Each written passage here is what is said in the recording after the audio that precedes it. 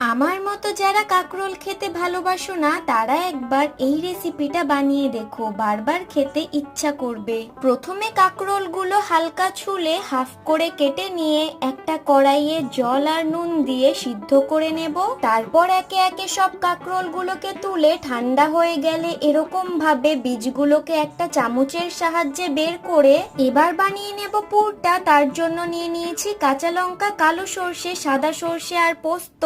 অল্প একটু জল দিয়ে পেস্ট করে কাঁকরোলের বীজটা দেওয়ার পর আবারও পেস্ট করে নিয়েছি। এর মধ্যে এবার হলুদ গুঁড়ো, নুন, চিনি, ডেজিকেটেড কোকোনাট দিয়ে মিক্স করে কাঁকরোলের মধ্যে পুরগুলো ভরে ভিজিয়ে রাখা গোবিন্দভোগ চালটা পেস্ট করে একে একে এর মধ্যে পরিমাণ মতো নুন, চিনি, হলুদ গুঁড়ো দিয়ে মিক্স করে পুর ভরা কাঁকরোলগুলো ব্যাটারে ডিপ করে গরম তেলে ভেজে নেব।